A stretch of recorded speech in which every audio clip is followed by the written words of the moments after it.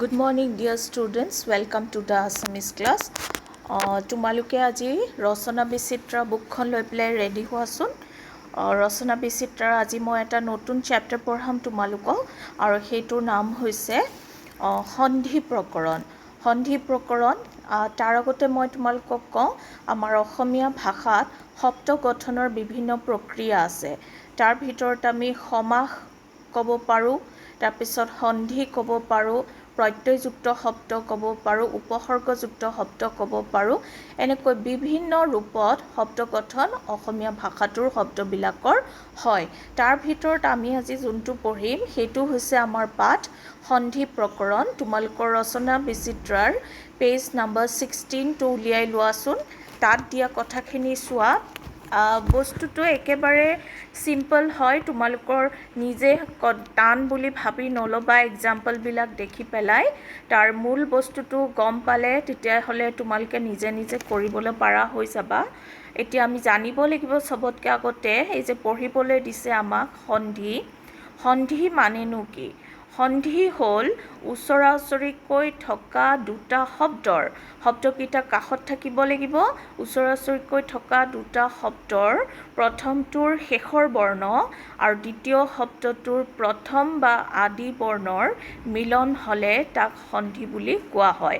এনেকৈ প্ৰথম শব্দৰ শেষৰ আখৰ আৰু দ্বিতীয় শব্দৰ প্ৰথম আখৰ দুইটা লগ হৈ পেলাই এটা নতুন শব্দ গঠন হয় আৰু এই প্ৰক্ৰিয়াটোৰ নাম হৈছে সন্ধি।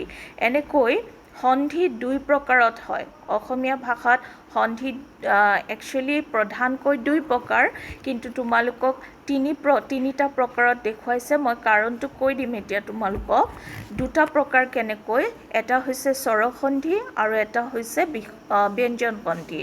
তাৰপিছত আৰু এটা নামকৰণ কৰিছে, সেইটো হৈছে বিসৰ্গ সন্ধি।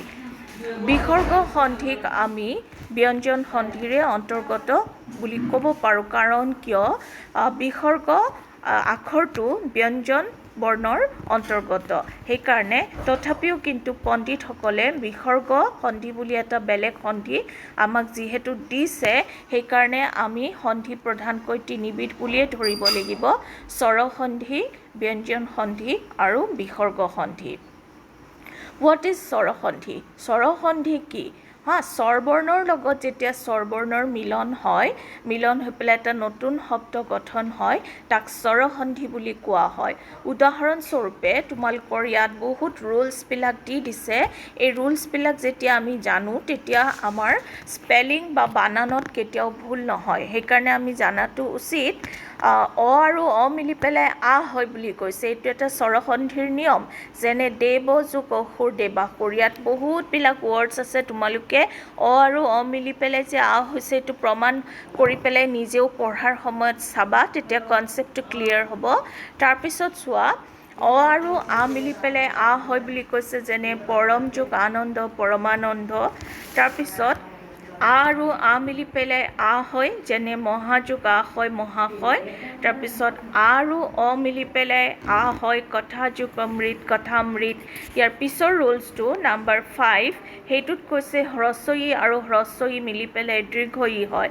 উদাহৰণস্বৰূপে মুনি যোগ ইন্দ্ৰ, ইয়াতে দুটা হ্ৰস্ব ই মিলি পেলাই মুনীন্দ্ৰ হৈছে।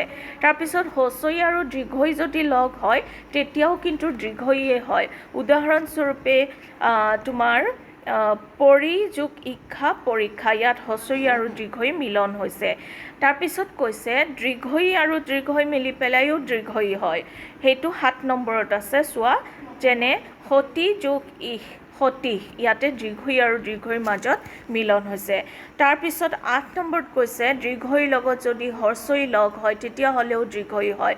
উদাহৰণস্বৰূপে মহি যোগ ইন্দ্ৰ মহীন্দ্ৰ, এইটো হৈছে তাৰ উদাহৰণ। গতিকে আমি দেখিলোঁ দীৰ্ঘ ইৰ লগত হ্ৰস্ব ই লগ হ'লেও দীৰ্ঘ ই হয়। ইয়াৰ পিছত আমাক এটা ৰুল দিছে, ৰুল নম্বৰ 9। অ আৰু হ্ৰস্ব ই মিলি পেলাই এ হয়, যেনে দেৱ যোগ ইন্দ্ৰ দেৱেন্দ্ৰ হৈছে, এইটো একাৰলৈ কনভাৰ্ট হৈ গ'ল। নেক্সটটো হৈছে আমাৰ 10 নম্বৰ নিয়ম। অ আৰু দীৰ্ঘ ই মিলি পেলাই এ হয়। উদাহৰণত আমাক দিছে গণযোগ ইহ গণেশ। আ আৰু হ্ৰস্ব ই মিলি পেলাইও এ হয়, আ আৰু দীৰ্ঘ ই মিলি পেলাইও এ হয়। অ আৰু হ্ৰস্ব মিলি উ হয়, আ আৰু উ মিলি পেলাই উ হয়। তাৰপিছত অৰ লগত ৰি লগ লাগিলে ওপৰত ৰেফ, আকৌ আৰ লগত ৰি লগ লাগিলেও ৰেফ হয়। তাৰপিছত অৰ লগত আৰ্ট লগ লাগিলে কি হয়, আৰ্ট হয়। যেনে সুখ যোগ ঋত সুকাৰ্ত। তাৰপিছত অ আৰু এ মিলি পেলাই ঐ হয়।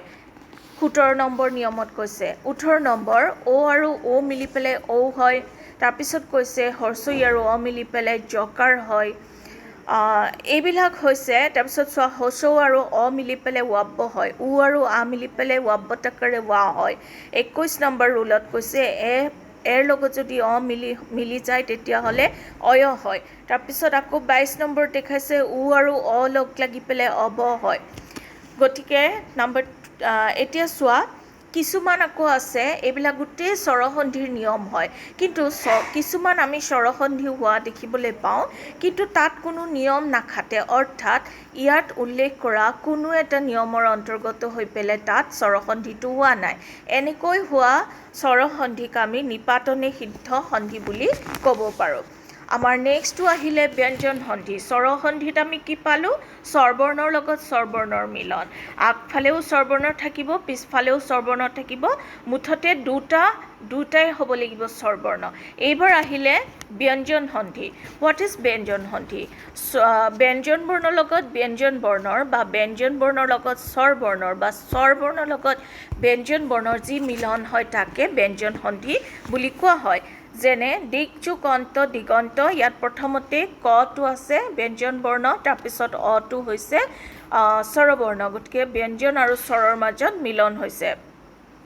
তাৰপিছত দুটা ব্যঞ্জন বৰ্ণৰ মিলন কৈছে চোৱা, সৎযোগ চৰিত্ৰ সৎচৰিত্ৰ। ইয়াত হচন্তটো হৈছে ব্যঞ্জন বৰ্ণ আৰু প্ৰথম চটো ব্যঞ্জন বৰ্ণ। ইয়াত দুটা ব্যঞ্জন বৰ্ণৰ মাজত এই মিলনটো হৈছে। তাৰপিছত আহিব তোমাৰ সম যোগ আশয়, সম যোগ আশয়।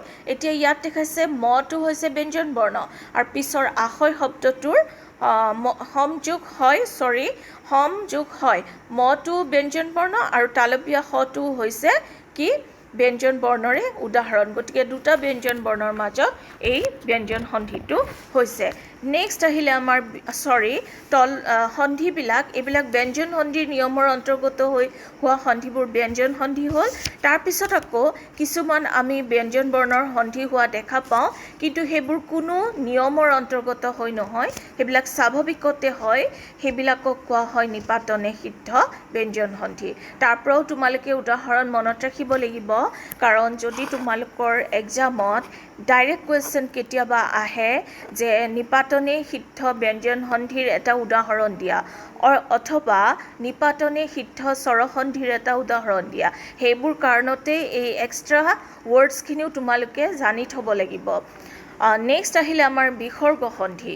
বিসৰ্গ আৰু ব্যঞ্জন বৰ্ণ বা স্বৰবৰ্ণৰ মাজত যি সন্ধি হয় তাক বিসৰ্গ সন্ধি বোলে।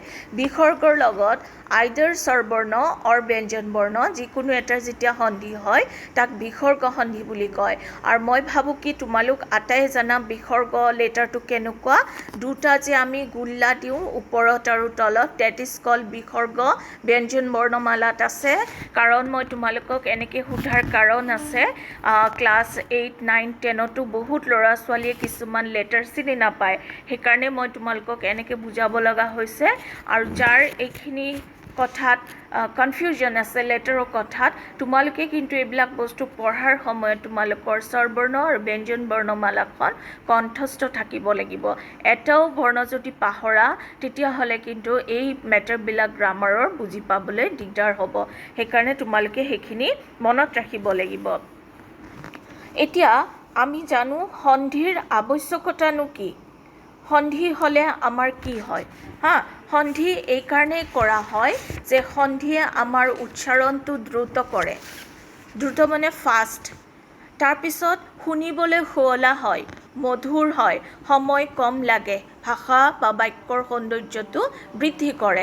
এয়া হৈছে সন্ধিৰ আৱশ্যকতা। গতিকে আজিৰ লেচনটোত আমি শিকিলোঁ কি? সন্ধি কাক বোলে? সন্ধিৰ বিভাগ কেইটা? 3টা বিভাগ। সেইকেইটা হৈছে স্বৰসন্ধি, ব্যঞ্জন সন্ধি আৰু বিসৰ্গ সন্ধি। তাৰোপৰি সন্ধিৰ বিভিন্ন নিয়মসমূহ, স্বৰসন্ধিৰ নিয়ম, ব্যঞ্জন সন্ধিৰ নিয়ম, বিসৰ্গ সন্ধিৰ নিয়ম, এইবিলাকৰ বিষয়ে আমি পঢ়িলোঁ। তাৰপিছত আমাৰ সন্ধি কেনেকৈ ভাঙিব লাগে, কেনেকৈ গঢ়িব লাগে, সেইবোৰ তোমালোকক এক্সাম্পলত দিয়া আছে। সেইখিনি তোমালোকে লাৰ্ণ কৰিবই লাগিব। কাৰণ কিয়, যিকোনো এটা ৱৰ্ড মাজৰ পৰা পিক আপ কৰি দি দিব পাৰে আৰু সন্ধি ভাঙা বুলি ক'ব পাৰে। অন দ্য আদাৰ হেণ্ড আকৌ কি হ'ব পাৰে যে ভাঙি পেলাই দিব পাৰে, সেইটো তোমালোকক এড কৰি দেখুৱাবলৈ ক'ব পাৰে। তেতিয়া তোমালোকে এইখিনি জানিব লাগিব। সেইকাৰণে কোনেও ক'ব নোৱাৰে কোনটো ৱৰ্ড তোমালোকক ভাঙিবলৈ বা গঢ়িবলৈ দিব। সেইকাৰণে তোমালোকে গোটেই বস্তুখিনি পঢ়িব লাগিব, কনচেপ্ট ক্লিয়াৰ ৰাখিব লাগিব। আৰু মই এতিয়া ৰেকৰ্ডেড ক্লাছ বুলি তোমালোকক বুজাই দিছোঁ বস্তুখিনি।